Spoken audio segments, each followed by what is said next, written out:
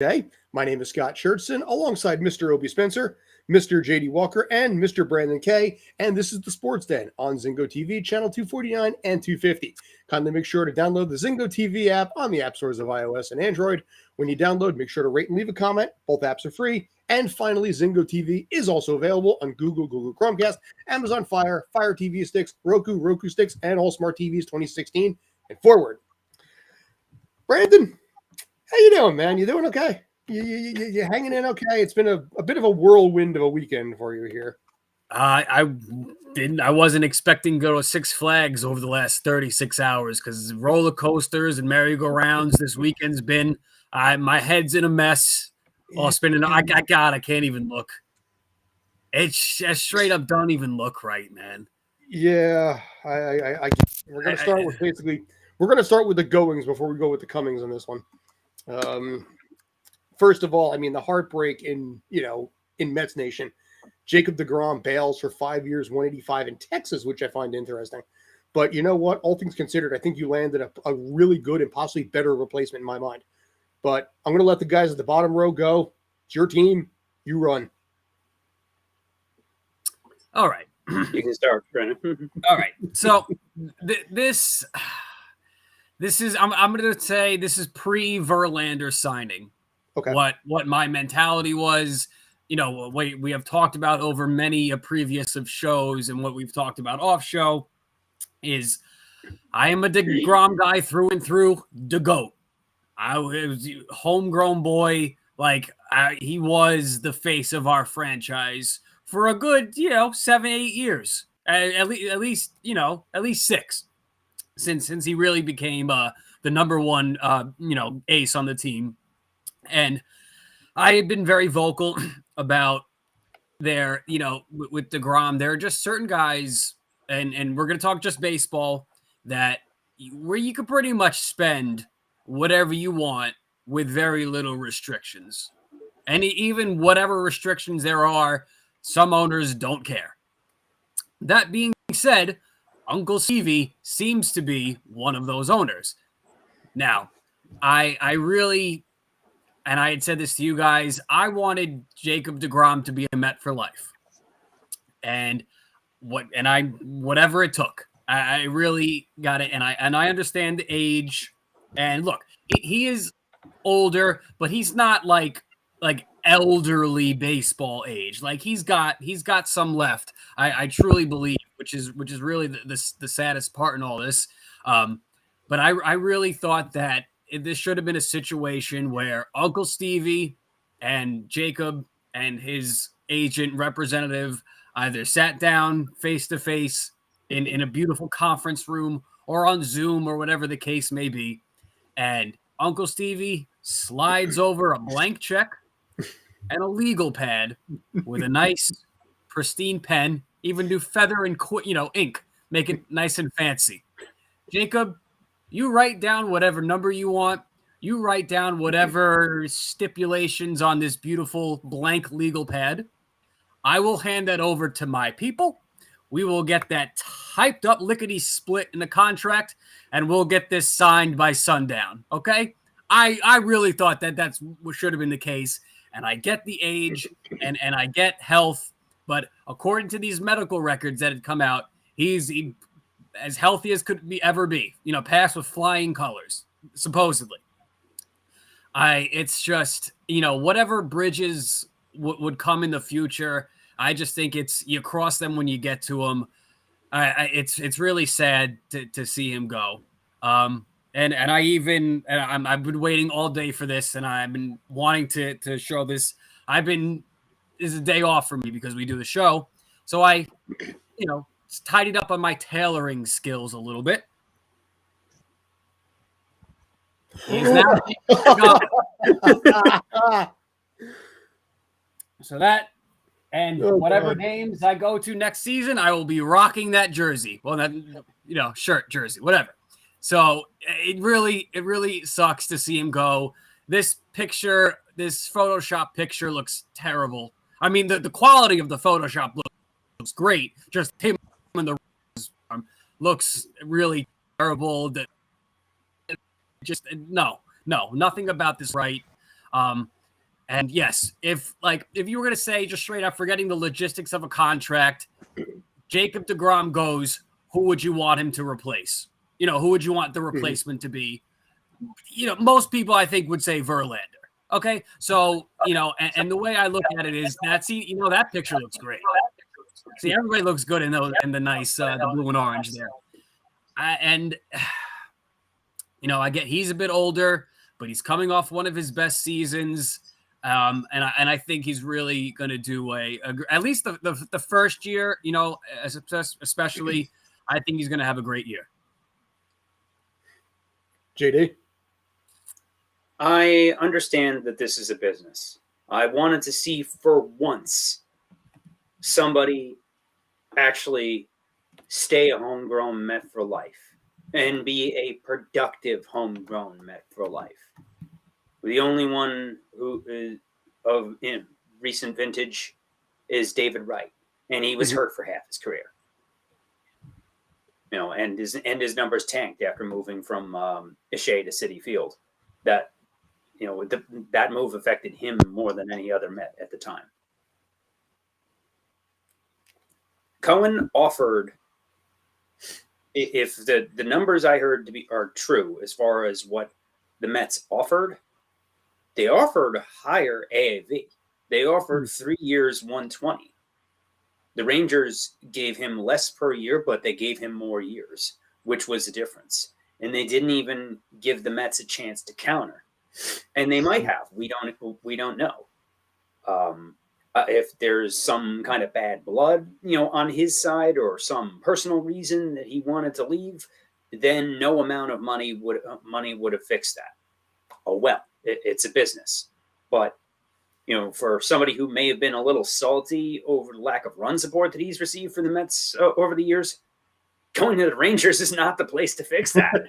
Team that hasn't done jack squat ever, aside from they won 2 AL pennants and lost both times, and that was a long time ago. And that's the only thing that the Rangers have ever done in franchise history.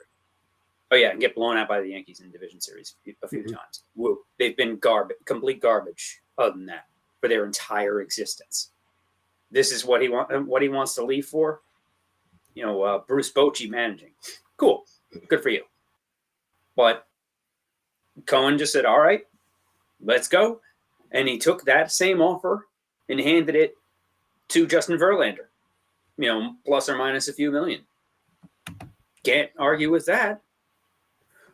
My main concern is the fact that the 2006 and 2012 Detroit Tigers, who won American League pennants with Scherzer and Verlander, and what I think was a superior lineup to what the Mets currently have in their bats, they couldn't win a World Series.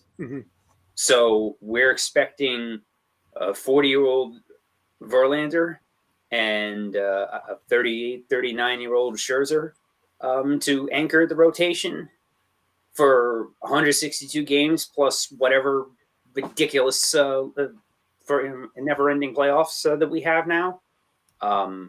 They really need to address the back of the rotation. First, they need to re-sign Nimmo for whatever he wants. Just, again, keep homegrown Mets talent, especially since the Mets have had so little of that over the years. So, Nimmo is the numbers I'm hearing thrown around for Nimmo are, in my opinion, he's not really worth it, but they got to keep him. So they can keep somebody that could maybe be this generation's David Wright coming out. We don't know, but other than that, the Mets still have to address the rest of the bullpen behind Diaz. They need to address the back end of the rotation, because you're going to need 7 or 8 starters, because you can count on 2 of them to be on the injured list for most of the year. Maybe not everybody at the same time, but there will always be 1 or 2 starters on the shelf with this group and the people that are currently penciled in. Just this, but if it was any other team or previous regime, I'd say nope, that would never happen. But as we've seen, Uncle Stevie don't care. He'll just as many millions as it's going to take. They're going to have a $400 million payroll next year. Like, not officially, but if they keep this up, that's where these numbers are heading, and that's mind-boggling. But unsurprisingly, to turn around from losing DeGrom and just go out and get Verlander, best possible move they could have done at the time. And last point I'll make, they would have been ridiculed if they lost out on both of them. So, you know, regardless of it actually strategically being a good move, they had to make this move also. Yes. And in some ways, I think it's actually, it could be considered a better move because there's an option for a third year. But if he tanks in year 2, you know, you can let it go and be done with that 40 some odd million a year. If DeGrom starts tanking and failing in seasons 3 and 4, you still have that on the books in your Texas. So in some bizarre, quirky way, the Verlander deal might be a tidge better for the short term than it would be with DeGrom. I think also the fact that Verlander, you know, 3-time Cy Young winner, World Series champion, which is something that you have World Series winners basically with your first 2-year starters there. That is something that can also anchor the entire rest of the team because you have veteran leadership that have been through October. You know, DeGrom, to his credit, as good as he is, has never won a World Series. So you have somebody there who's been through it and just was through it. So that could actually help the players that have never reached it to understand it when the time comes come October, how to handle playoff baseball so you don't have the same meltdown you had last year. Yeah, and DeGrom was also the last piece of what I call Generation 2K. You know, with Generation K being the infamous Mets pitching prospects, with all of which base planted in the 90s. 2K. Go ahead, Obi. Go ahead, Obi. Okay, I thought I heard Obi saying delay at this point. Yeah. All right. But I think Verlander over DeGrom was the right move. How many times? Okay. I think we're going to lose him. Okay. So, right. Either But way, the last holdover, I think DeGrom may have been the last holdover from the 2015 World Series. Or actually, Nimmo, I think, might be. So, well, as a pitcher, yeah. As a bit, yeah. You know, but the last part of that ballyhooed rotation with Harvey, Thor, DeGrom, Matz, and Wheeler, they're all gone now. Mm-hmm.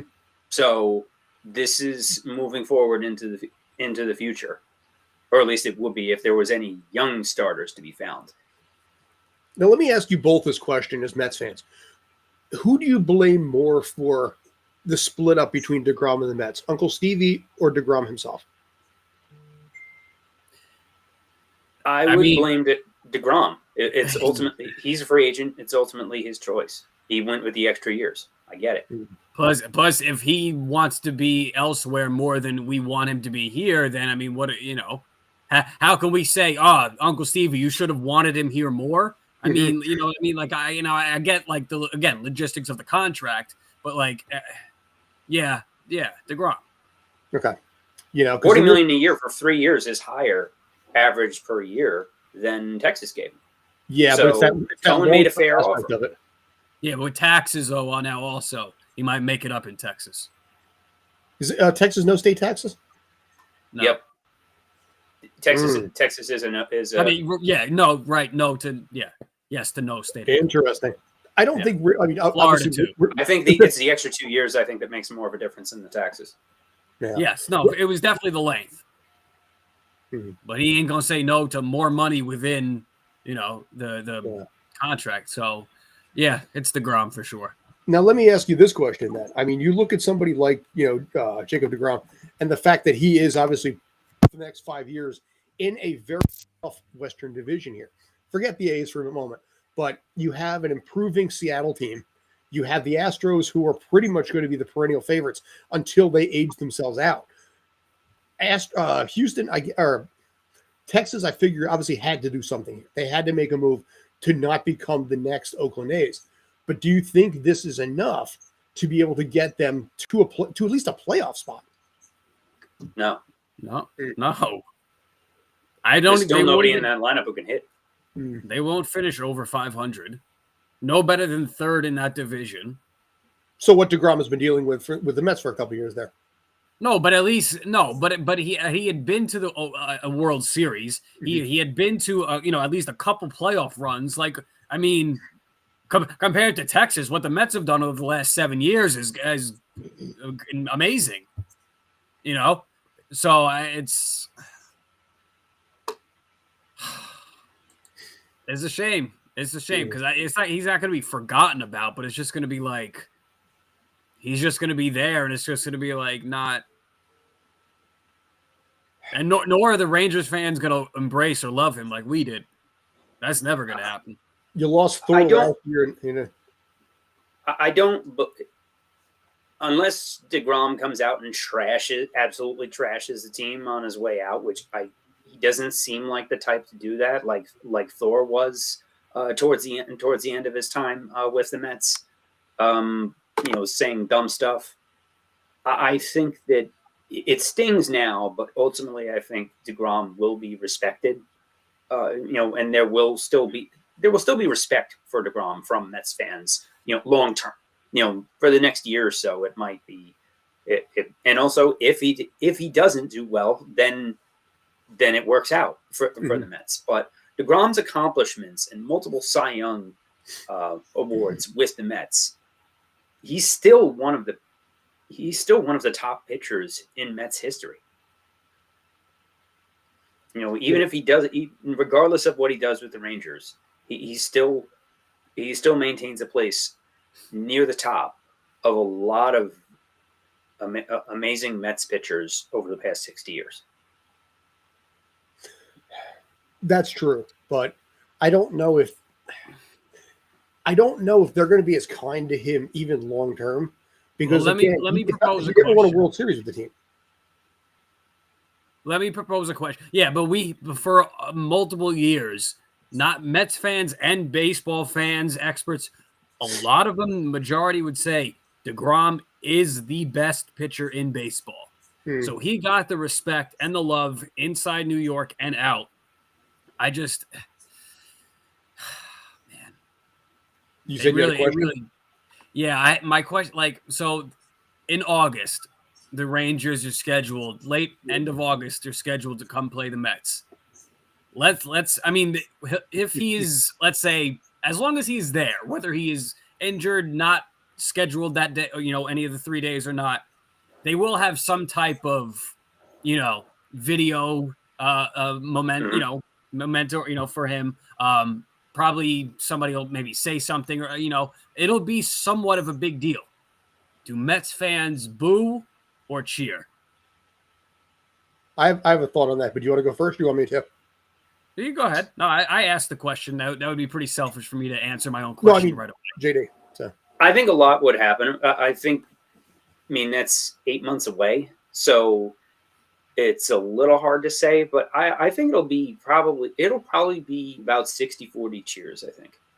I was going to say unless he comes out and said something, dumb stuff in the near future, like really trashing the Mets organization or Mets fans. I don't think that there will be that much lingering bad blood.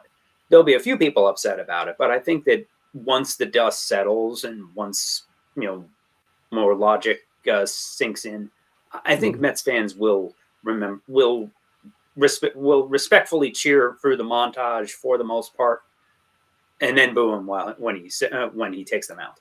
Sure, but also I think some of it may even hinge a little bit on what Verlander does. Because if Verlander does well, I think there may be a greater appreciation and respect for DeGrom because your team is in the hunt despite him not being there. So if Verlander, I was going to say the team as a whole. Yeah, just depending on the overall team performance. If the Mets are in last place in August when the Rangers come to town and the Rangers are first in the AL West, that might be a little different. Oh yeah, I don't think either one will happen. But yeah, it's I going to agree. change that entire dynamic. There would be a better chance of the Mets being in last place in August than the Rangers being in first place in August. That I can agree with. I would put Yeah. money on that. Now, I guess Considering what moves were just made today, you still have the Braves that have everybody locked up like it's a state penitentiary for the rest of this decade. You have the Phillies that just signed Trey Turner for more than a decade in 11 years. You got 11 years.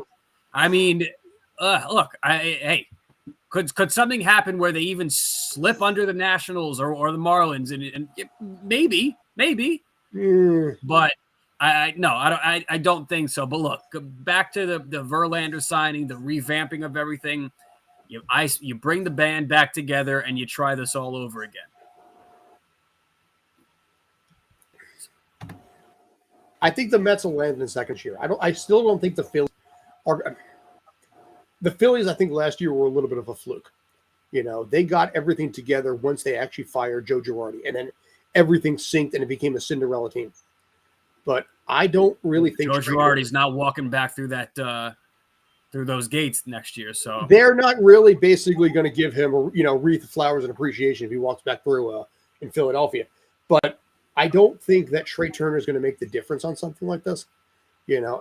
And good pitching, as always, will be good hitting. And one good pitcher is always better than one good hitter. You saw that with Aaron Judge.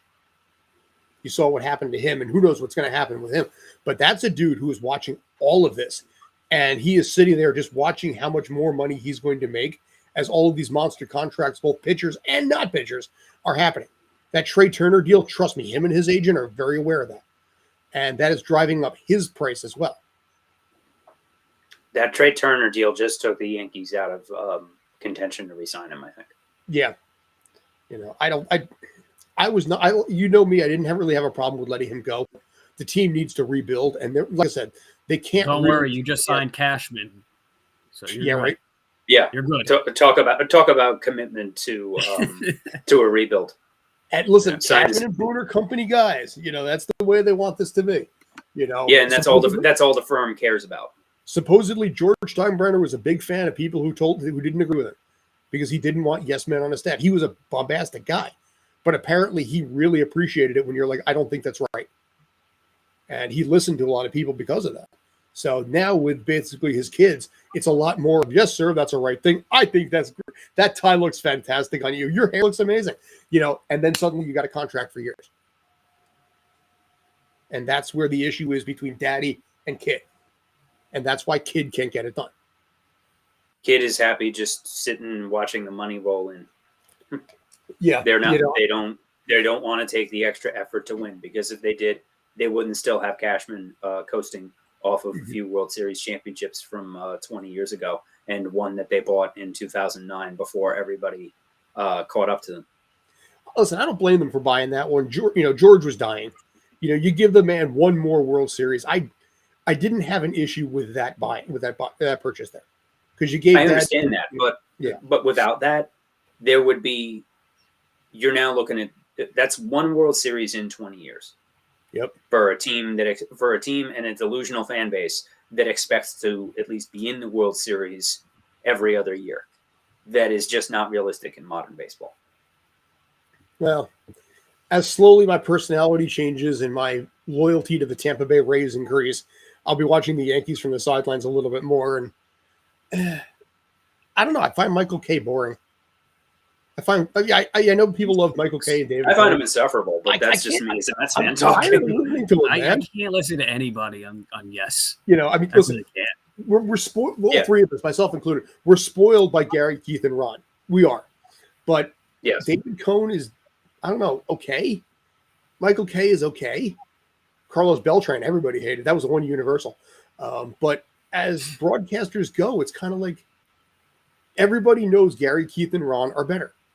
They're fun. They get along. They have a good time, and it just feels like a community there, which almost in some ways, when Michael Kay and John Sterling were together on the radio, it kind of had that same vibe to it.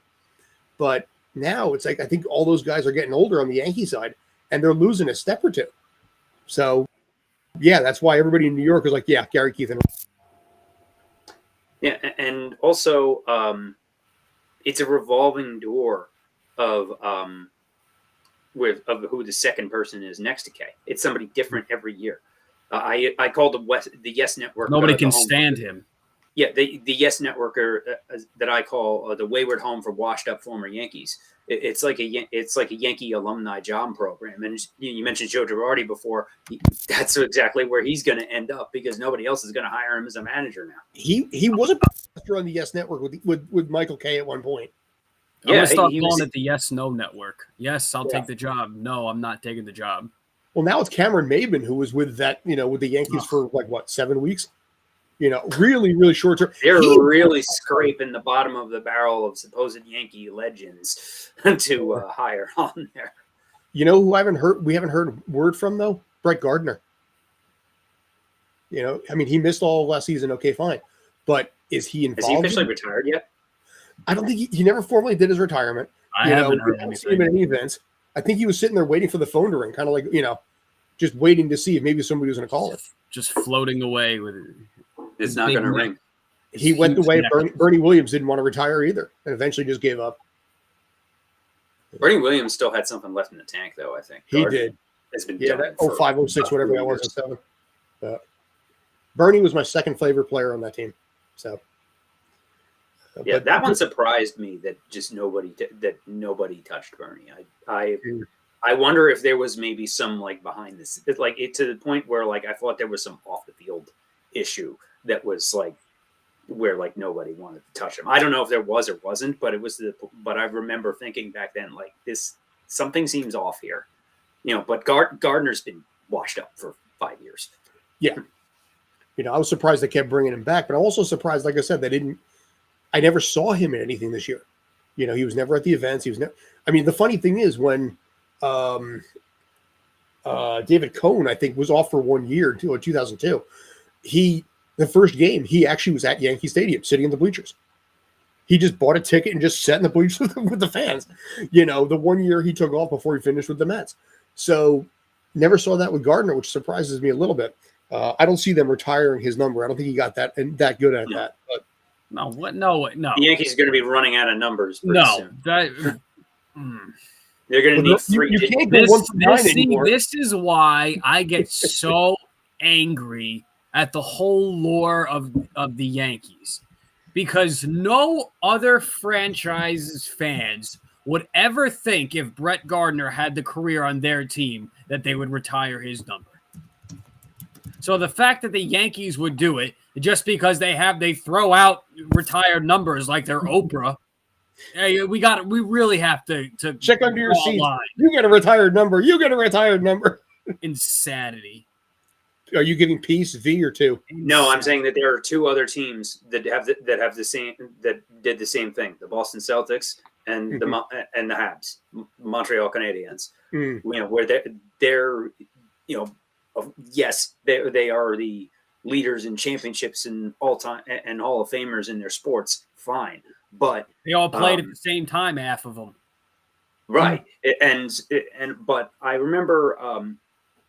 I remember a game earlier this year where the Philadelphia Union played Pachuca, a club team from Mexico, and they had a few players with 3-digit jerseys. Yep, which I'd never seen before. The Yankees keep retiring numbers like that. They're going to need to start going into the hundreds. Major League Baseball, soccer, and NFL referees are the only ones going to have triple digits on it. Yeah, I know, but yeah, 1 through 10 is out at this point. Gardner, if they did hypothetically retire, would be number 11 on that. Yeah. Anyway, there's no way. Yeah, there's no way. No way.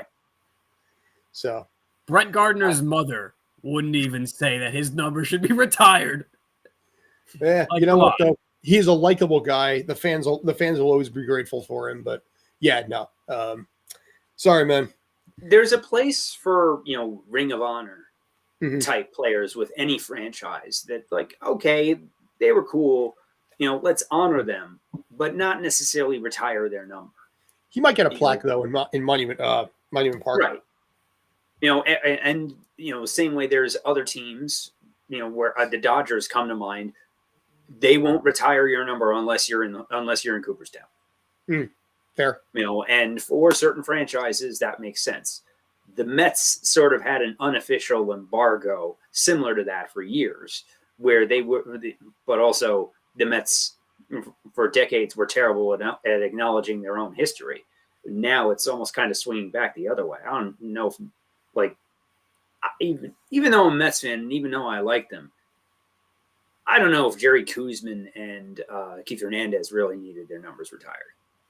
Especially if David Wright's number hasn't been retired yet. He's the one that deserves it. I would argue Keith more than Koosman. Yeah, agreed.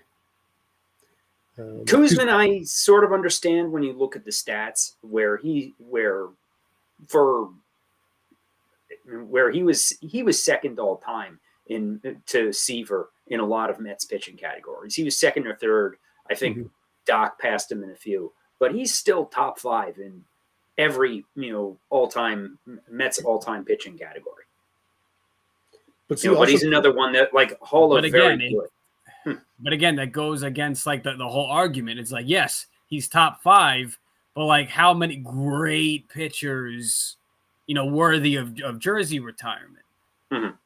I mean, Seaver absolutely, right? So I mean, and then who would be next? Would you consider Dwight Gooden? I mean, he had a lot of good years. Borderline, but not quite. Yeah, you got to consider. Yeah, I know. I'm trying to think. That's the only one. Right. Hernandez, which I do agree with. But now, if you do Gooden, don't you have to do Strawberry? Or if it was vice versa, if you did Strawberry, you'd have to do Gooden?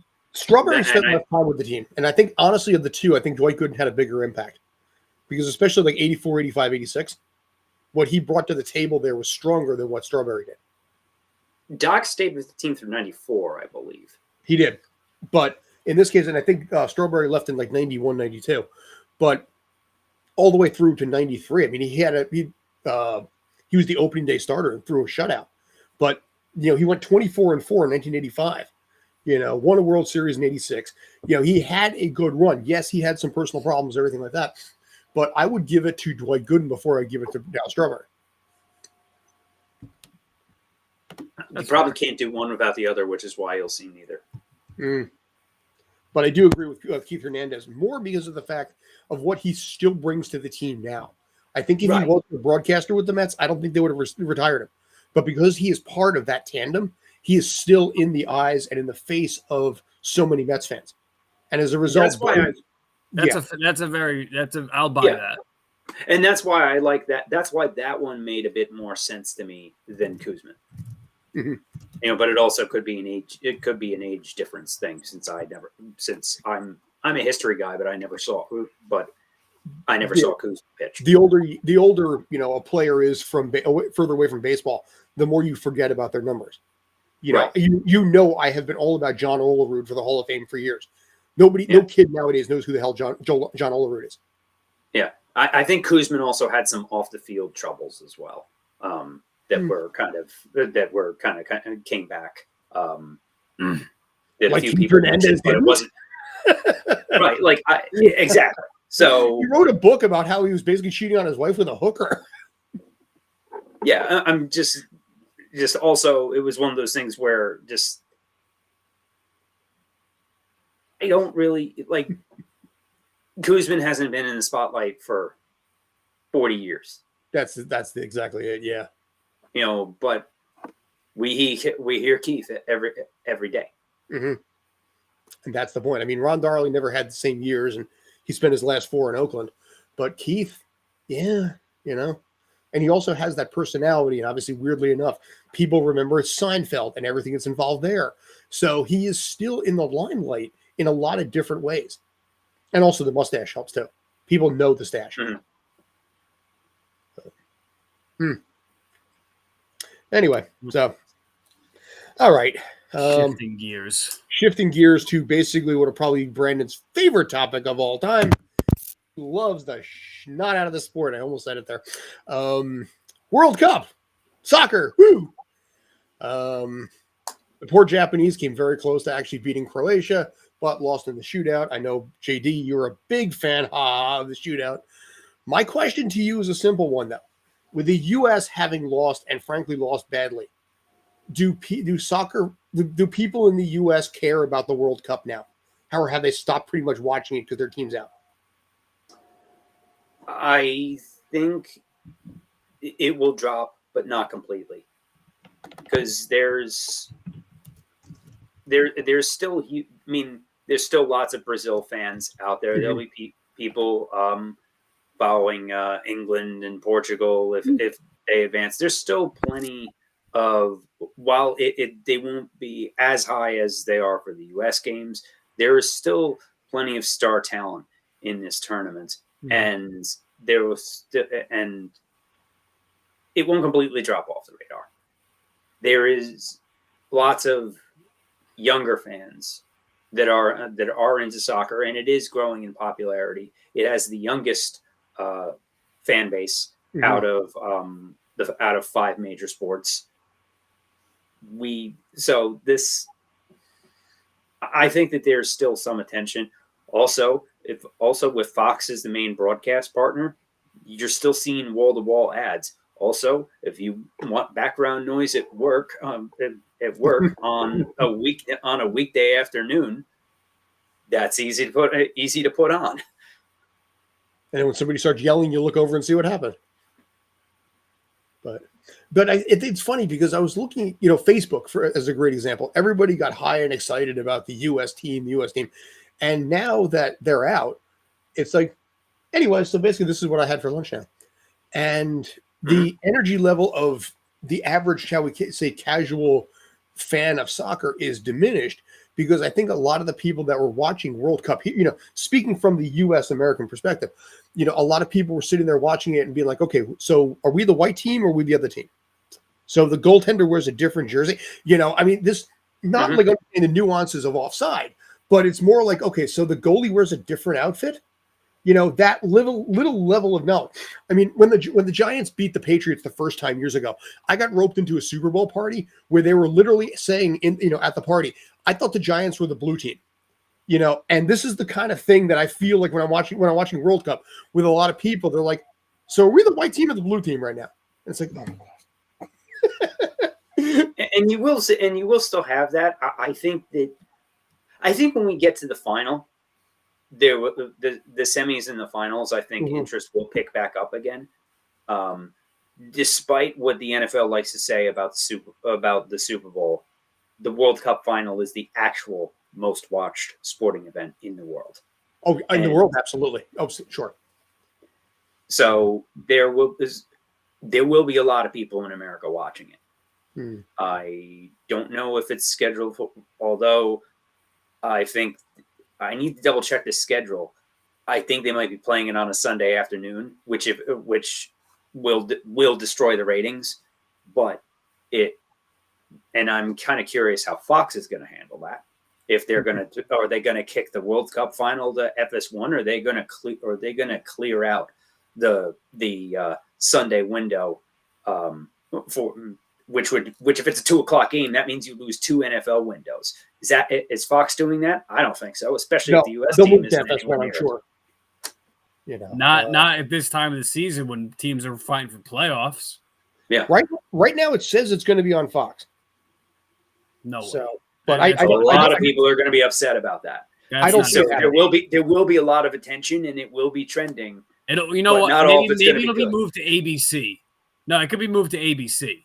Fox is the exclusive contract. No, it's exclusive. Yeah. Okay, then forget it. Okay.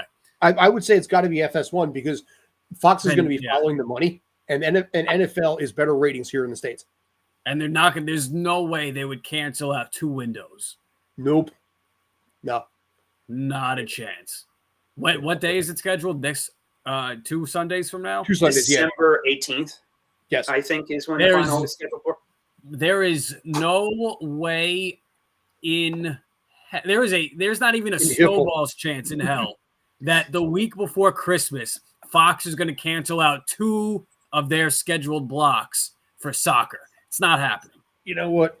Even more so, I'm kind of curious what games are playing that weekend that they would have to theoretically cancel. Yeah, out. you got. I think again, me with my expert soccer opinions over here, I think honestly that the attention and interest will die off a little bit. But I think there's going to be a lot of, especially with the gambling now, because this is the first World Cup with all the gambling. So I think there's going to be a lot of people still invested in it just from that sense. However you want to, from that sense, or strictly the love of soccer, doesn't matter. I think it's going to still have a bunch of attention. And even, I think once you get to the semis and the final, that always draws attention. I mean, I even remember from World Cups in the past, even watching at least a couple minutes of the final or something like that. So that always does draw attention. But if it's going to rival with really prime, not that it's prime time like of the day, but just prime time of the season NFL, that's really not probable at all. It's not. Here's the thing. I just looked it up. They're showing it at 10 a.m. So that's how they get around it. It comes to 10 a.m. U.S. time, which makes sense because of with the time difference. That's actually a fair point. Also, that's the weekend that the NFL starts on, I believe, on Saturdays too. Probably, yeah. So that's going to lighten up the Sunday schedule a little bit. Which, frankly, looking at that schedule, there wasn't much of anything. There wasn't any the best rivalry. Then I think I saw was like the Bills Dolphins. And that's probably you still have all the teams fighting for playoffs, and if the team loses, and all the teams helping each other out and all that kind of stuff. So, but there's not something big like Dallas and Eagles or something going on. And the Giants they saved that for the week after with Christmas. Yeah, the Giants and the Commodores are on Sunday Night Football. Which, by the way, fun fact on that: the last time the New York Giants had a tie was 25 years ago on their 13th game of the season against Washington. Was that the game that Gus Frerotte headbutted a wall? It was. It was the 7-7 game where he headbutted the wall, sprained his neck, and that pretty much killed his career. But interestingly enough, it was actually the same game in, same team, and 25 years ago. And I remember watching that game back then too. I remember that too. The oddity of that, I found that odd. But again, yada yada. I hate ties. I don't know. That tie is keeping the Giants in the playoffs. The 7-4-1 Giants are ahead of 7-5 Seattle by a skin of their teeth. Yeah, but I just expect them to lose. Probably, yeah. But like I said, for me personally, if the Giants make the playoffs, great. But I don't have a lot of faith that they will at this point. I don't have as much energy. I would say that the Jets, despite the loss yesterday, have a better shot of making the playoffs right now. I agree. I think we could talk about them now. This another stupid team of mine. But look, that the game. First off, we got to agree on this. The real MVP of yesterday's game, regardless of win-loss, if Berrios catches that, Greg the Leg. For him to just every time he comes out there, whoop, down the middle, and kept them in. The defense held, right? The offense, the first half was sluggish, was sloppy. They had a couple plays here and there. But look, the fourth quarter is kind of when, where they come alive. And the Vikings also had the Vikings and the Jets both had the two best fourth quarter differentials going into that game. And let's also state the fact that Minnesota did not have a good game by any stretch. Kirk Cousins had maybe one good throw for sure, maybe two. And I think really the biggest issue was obviously the red zone efficiency and red zone execution that the Jets didn't have. We had the Mike White was able to punch it in for his touchdown. But, we could do the whole thing. Yes, Berrios could have, should have, would have caught that. It doesn't matter.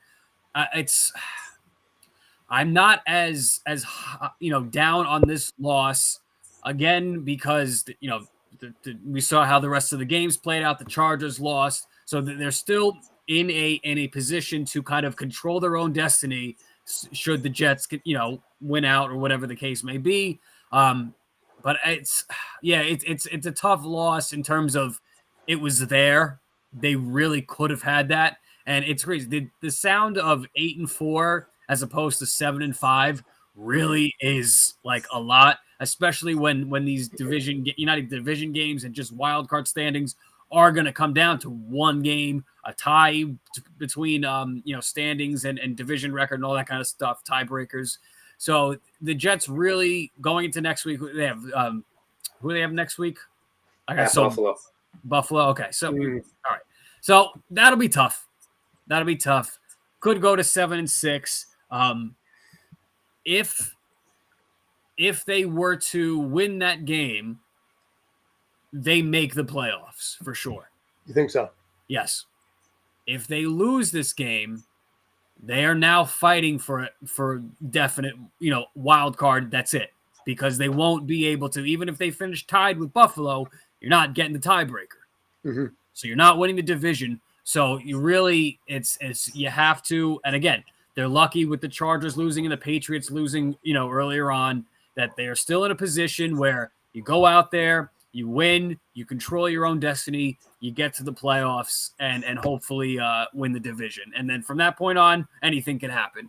But look, again, the offense runs better with Mike White. I mean, he still threw for 370 damn yards. I mean, we can, again, argue over the could have, would have of catching the ball and should have winning the game or not. It just seems to be a better overall product with Mike White. And I really, again, I'm not as down on the loss, and I'm confident and I feel good going into the last weeks of the season. So it's a tough loss, but again, you got Buffalo next week, which could be sneaky. I'm not jumping out on a limb, but it could be sneaky. And again, they really are still in a position to get to the playoffs, regardless of division winner or wild card. They're still in good shape. At Buffalo is always tough. They have Detroit and Jacksonville at home after that. So if they hold serve and win at home and win those two games, that puts them over 500. Then they end the season with 2 road games at Seattle, which will be pivotal for both teams in playoff position. That's and then New Year's. And then the last game is at Miami, which that also depends on what position Miami is fighting for at that time. Do they still have a shot at the division title at that point? That could very well be a winner moves on, loser goes home scenario right there. It could be, and as they need to get to 10 wins before that Miami game in order to have a shot at the playoffs. Because traditionally, when the Jets go into the last game of the season, controlling their own destiny, win and in situation, they lose every freaking time. Especially on the road. Yes. And I think basically right now, keep in mind that basically you did have a thrashing of Miami the first time around. So that is a factor there. I think against Skylar Thompson, ever heard Yeah, of that was him? without Tua. That doesn't really count. Yeah, can I point this out? If I had started Tua over Lamar, you would have lost yesterday. So you would have lost fantasy, but I started so Lamar out like that. So and this Tua is brought 32 points. This my full bench. disclosure happens to be the absolute worst fantasy football team I've ever had. And yeah, even after tonight's game, I will be 3-13, bottom of the standings. 2 of my wins are against you, Scott. and I'm 2 like, of them. and I'm like, basically, I think my record right And now. you're like, yeah, you're 8-4. You were 8-4 coming into this week. You were good. You're in good shape. I know, but it still pisses me off because it's kind of like, 2 of my losses have come from the friggin' cellar dweller. Yeah, I mean, I got to book a chiropractor appointment because I'm looking up at the standings this whole season. Yeah, so you got some Mets love there, right? And I'm sitting at top at 10-2, looking down at all of y'all, Fair. which that's rare for me as well. But we'll see come playoff time. Can they sign Rodon or Senga? Sure. I think Senga they absolutely should go after. And there's a bit of a tangential relationship there because Billy Epler was with the Yankees front office when they signed Tanaka, and he was with the Angels when they signed Ohtani. So Epler has a history with Japanese pitchers. Mhm. So I really hope that they do get Senga. I think he will fit in nicely as a third or fourth starter behind Verlander and Scherzer. Yeah, absolutely agree. Get both. Uncle Stevie's going to throw money at. He's just making it rain and see who 43 takes million it. a year for Verlander. It's like, well, you've talked about Uncle Stevie just having like, just pockets of money and just like here, just go. And you lost DeGrom, but he might have, if he had the chance, done 5 years, $200 million for DeGrom. Yeah.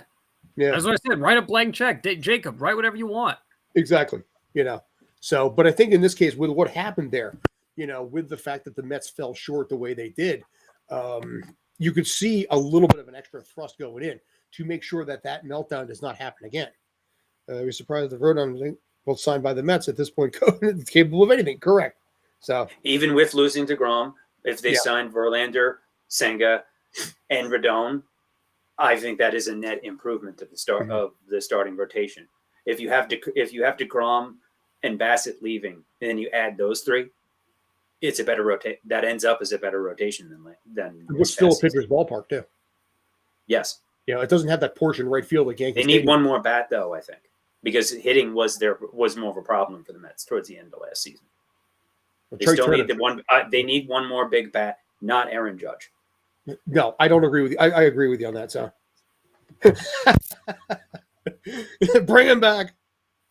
The impossible has happened. Bartolo. I said that last year. I was like, you know what? Bring him back. Bring.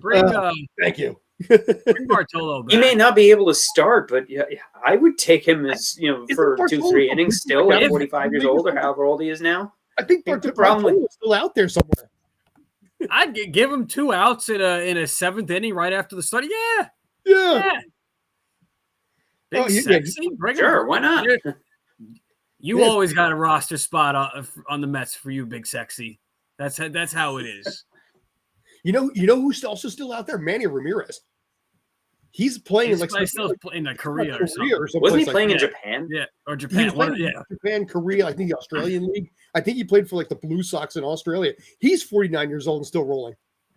But he Blue Sox. Wait, the who? The blue, like the Australian Blue Sox or something. Yeah, Cologne did officially call it a career at 49 years old. I know there's a minor league team called the Utica Blue Sox. We should have all the baseball teams all around the world with socks of varieties of colors. The mauve should all play. Blue Sox, green Sox. Yeah, and they should all play a tournament. Yeah, and they should all play a tournament for the best. Yeah, he was released. Color.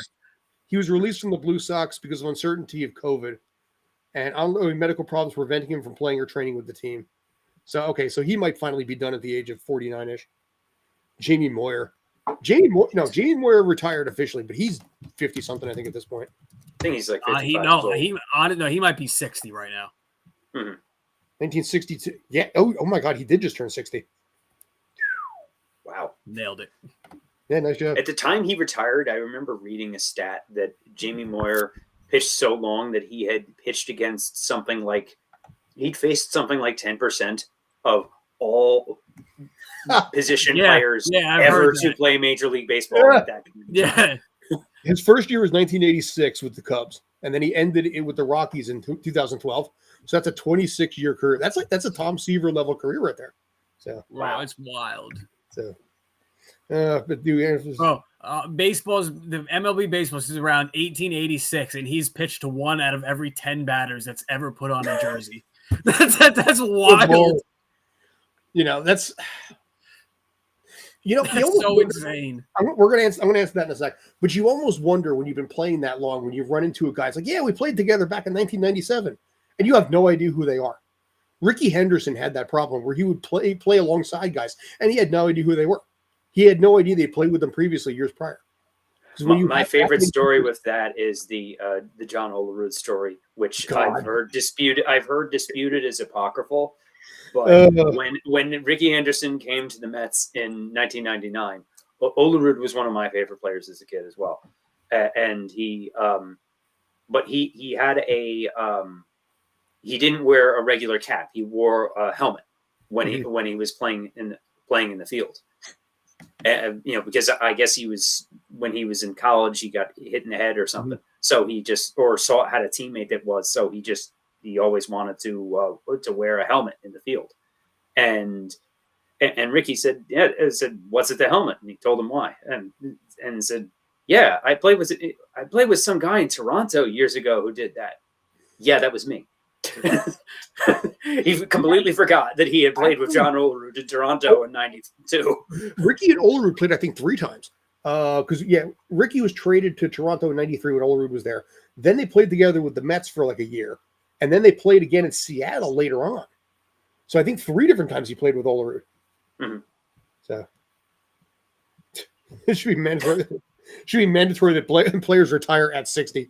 So basically, you get your gold watch and your pension. You have your little party in the break room, and it's like, well, congratulations, have a good retirement. I don't have a problem with my clauses. Once you're 60, you're out of here, man. Exactly. Yeah, exactly. You see that? Give me your cleats. Give me your glove. You're done. Exactly. It's kind of like the 60 minutes thing, but it's like 60 years. But it's crazy. I don't have a problem with my cleats, my causes. I mean, they've done some curious ones. I love it. I don't. Yeah. They've done some odd ones in the past, but I don't have a problem with this one. Just keep it polite, keep it nice, and just go for whatever makes you feel right. So, my take. Yeah, like I think Brandon Marshall had the mental. He was spearheaded mental health causes to be added to that, which is gaining steam in a lot of different ways. Absolutely. What was that? Which is gaining steam in a lot of different ways, and more societally acceptable than I think ever before, which is weird. As it should be. I know, but growing up in my era, it's like, you don't have a mental illness. You're just stupid, ugly, fat, and moronic. Go die. But yeah, no, I think it's actually a good thing overall. Like I said, as long as it's polite and courteous, and that's the only thing I care about. But also, I think it makes them happy too. Gives them a purpose. So, all right, guys, got anything else you think? I do. I got one thing I want to throw. So, out in the West Coast, Jimmy G out for the season. Oh, yeah. With 49ers really in a prime position to go out and win a Super Bowl with a hellacious defense, as many skilled players as you could see, basically an all-star team on offense. What do the 49ers do to really show urgency and try and – because, look, Mr. Irrelevant Brock Purdy, he ain't going to cut it. It's just not going to happen. They've had some quarterback issues in the past, despite getting to multiple Super Bowls. They've lost. I think there is a guy out there who is playing currently on another team that they should trade for. And I think it would be perfect. Yeah. Baker Mayfield's available. Baker, I was not going to say Baker Mayfield. I think that's very convenient with the timing. That's very convenient. That's what they want you to think. It's Baker. Nor is it along the lines of Baker, nor was I even going to say my boy Sam I Am Darnold. There's another guy out there. Carolina all the way through on this one. Even if they were all in on PJ Walker, the Sam is not going to happen. There's a guy in the AFC, backup quarterback sitting on a bench, just waiting for the opportunity. Mr. Nick Foles. Really special himself. I'm serious. I think the 49ers should trade for Nick Foles, and I think he would be perfect in that system. You got McCaffrey and a loaded offense. You got the defense that could stop anybody. Come on. It's perfect. He's with the Colts, right? He's with the Colts. Yeah. And we know they don't know what they're doing. After trade deadline, so they would need to release him, which since they already tossed Frank Wright, there's no reason for him to be there anymore. Well, I actually thought you were going to go with Zach Wilson. I thought that was where you were going to. I thought you were going to go with Zach Wilson because you were such a pro Mike White guy that I figured you were just like, okay, I'm done. I'm actually a little disappointed you didn't go that direction. So Nick Foles would make sense, though. Yeah. It's kind of sad, though, because if you think about it, the 49ers tried so hard to dump Jimmy G offseason. And then he gets them as far as he did. And now with the team that tried to dump him, he's out for the season. And it's a really weird circle for Jimmy G and that club. And all of the back and forth of Jimmy or Lance, and then both are hurt. Yeah. I absolutely think the 49ers need to go into a playoff run with a guy that's been there, done that. Regardless of if he's an all-world talent of a quarterback, Nick Foles is extremely serviceable in that offense. And I think it would be a great addition. What's up? Where's Andy Dalton these days? Is he doing anything? He is in New Orleans. He's with the Saints. He started earlier this year. He's Winston's backup. He's doing too many Betfair or DraftKings commercials now. Eli. But, Dalton. Nobody in the Manning family needs the Dalton money. wouldn't be terrible. Dalton wouldn't be horrible. Yeah. I think Nick Foles is better. Nick Foles is better. That's a fair for this point. particular situation, Nick Foles would be appropriate. I would love for that to happen. But do you think they're really going to do it? They're going to try and pull someone off the scrap heap in panic mode? Why not? They're going to give Baker a call for funsies. That at home at Baker Mayfield thing just seems really odd after last season. All those commercials he did for Now Progressive. it's just constantly on the road with Baker Mayfield. Yeah. But Baker Mayfield's at home with himself right now. exactly, at home waiting for the phone to ring. But that was nice. So any other thoughts, gentlemen? Are we good? Lamar Jackson is another one who good. Another one where he bet on himself turning down $250 million. He's not getting that now. No, he's not. Well, again, if I'd put Tua up, I would have won last night. But yeah, Lamar, I'm surprised a little bit. I didn't think this was going to happen to him this season. I think they're still in a good position. He never stays healthy for a full season. That's the problem. That's the problem a lot of times with running quarterbacks. That's the big difference now with such a running league. Once you get past that line of scrimmage, you're open game and things happen. And eventually your body starts to wear down. Unless they turn into a pocket passer, which a lot of some quarterbacks have made that transition. Some have struggled with it, and the ones that struggle with that transition burn out fast. Think Donovan McNabb, think Steve McNair. Well, if you look, I was going to say from another perspective, you look at Russell Wilson. You look at him there. That's a guy who was a running quarterback and now is clearly, struggling massively in Denver. Cam Newton fell off a cliff. He was just so big and strong that he could withstand it for a longer period of time. Yeah. But again, once you pass that line of scrimmage, it doesn't matter. There is no roughing the passer. Not when you're a runner. Not when you're a runner. No, like I said, that's the problem. So you're seeing running quarterbacks now, and as a result, you're seeing a shorter lifespan in quarterbacks. I don't know. That's what I think is going to happen to Daniel Jones. But we'll talk about him. It's interesting. It'll be interesting to see what the Giants do with him. If they franchise him, do they attempt to sign him? How much money is he going to ask for on the open market? Because the problem that both the Jets and the Giants have is the fact that since they've done so well, they can't draft a quarterback. If they were looking for a new one after the season, they need to. But Mike White has certainly earned a contract. How much and how many years, we'll see how the rest of the year goes. But they absolutely need to bring him back. I think Daniel Jones has been better this season, but I don't think he's been good enough to be the solution to this. I think a lot of that has been Saquon. Saquon's also a free agent. You can't and he's going to command a not worth it amount of money for a running back. I would consider bringing him back first before I bring back Daniel Jones. Which is, I think they'll try and tag Jones. They do have a legitimate quarterback. Mike White is a legit quarterback. The only reason they didn't win last night is because LaFleur is a moron and should have actually called the quarterback sneak or some other running plays when they had 8 shots at the goal line and came up short every time. Yeah, that's the problem. Yesterday was. So. Well, both teams had a win and they pulled away from that. They blew at the end. You know, I mean, again, your team is in better position than mine to get. Yeah, but you still didn't lose. In my mind, they did, because that was a win that they had 100%, and they blew it on stupidity.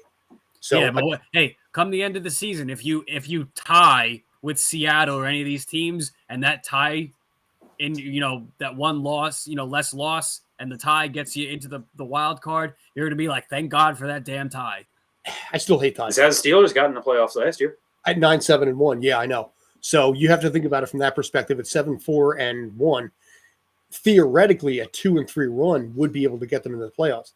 But next week they got the Eagles, and that says a hell of a lot right there. They haven't And played Washington again. They have the Eagles, they have Washington, and they have the Eagles later on, and Dallas is in there as well. So yeah, that's a nasty schedule. I think now, I think mathematically they have a 56% chance of making the playoffs, but the Jets have a 59% despite a worse record. Yeah, but it's also because of the fact that how the rest of the NFC has been doing. The rest of the NFC is Also garbage. true. Is also helping the Giants. You know, but yeah, that's a nasty schedule coming up, and I don't know. We'll have to see. But They will have a better record than whoever wins the NFC South. Whether or not that's good enough to make the playoffs, dude, we'll see. I am so hoping for like a 7-10 out of whatever team goes on. Although, also fun fact, Yeah, it could happen. I meant to mention this. Wasn't Washington 6-10 a few years back, winning that garbage division? I believe they were, yes. But Wait, so you better not be effing with me if that's true. looking it up, And that's really our signing Rodon. I eyeing a 6-year deal right now. That's what's. Yeah, it's Carlo for Yankees after Justin Verlander signs Mets. Joins the Mets. Yeah, they're not going to. Yankees aren't going to get him. So, but Stevie, he'll do it. He'll do it from But looking to sign. Okay. Yeah, okay. So a lot of teams are looking to sign Don't the guy. scare me like that, man. Yeah, I was going to say. I mean, Got my heart rate up. At this point, you don't really know what's going on with the Mets, because it's been a brutal 72 hours for you guys in so many fronts there. From heartbreak to, okay, not bad. So, but Sign Nimmo. Nimmo, and then figure out the rest after that. Yeah, but yep, the Mets are more fun than the Yankees. So, my take is a borderline former Yankee fan now. The Mets are Family trying, barbecue. unlike the Yankees. Yeah, but Yankees won't get Rodon. They're Rodon. They're not going to get it. But they'll try really hard. So. Anything else, gents? Do you think we're good? That's good for me. So I'm good. We'll be back next week, next Monday. This is on the East Coast, so 6:30 Eastern time. So wherever you think it'd be, wherever you happen to be, drop the comments. Situationally, yes, but as a player, maybe not. That's the thing. It's one thing when you're re-signing your own player, right, to pay him for what he's accomplished with the team, as opposed to paying somebody who played somewhere else $200 million for what they did there. So even if they re-signed Nimmo and he didn't do well, it has a different feeling than bringing something. Than the same way, like if they got the production from David Wright that they did after he signed that big contract, but he had played with the Cardinals or somebody, and then they came to the Mets, and then he played like he did in that contract, then everybody would hate it. But since it was re-signing their own player, it hits differently. Yeah, the only one that the Yanks have re-signed is Brian Cashman. Good luck. Yeah, Brian Moneybags. Yeah, there's few people that basically the Yankees want back. Yankee fans want back less than Brian Cashman at this point. But like I said before, he's a good company man, and that's what this Yankee ownership wants. He's a good stooge. Fall in line and do what they're told. He's a good patsy. So, but yeah, I don't know. I think it's kind of funny that way. And, Yankee prestige. But anyway, gents, anything else? Resign McNeil, resign Alonso, keep everybody together. That's all I got. Thank you, man. I appreciate it. So, Yeah. On this side, basically, we got, like I said, the sports side. On Stream Punk Cinema, we got coming up in a little bit DC Jeopardy. We did MCU phase 1 through 4 the other day. We're going to be doing DC Jeopardy on Stream Punk Cinema, the YouTube channel there. So I somehow will try not to get in last place again. God willing, I can pull that off. Oh my God, I'm terrible. I'm terrible at Jeopardy. But I gave it second last time, surprisingly. But I'm going to see if I can not come in. I can not come in last this time around. But yeah, that'll be coming up in a little less than an hour. So anyway, gentlemen, thank you. I appreciate it. You're awesome too. I appreciate it. Thanks for the sub. We'll be back this time again next Monday. So any questions, thoughts, ideas, compliments, or complaints, definitely drop us a message.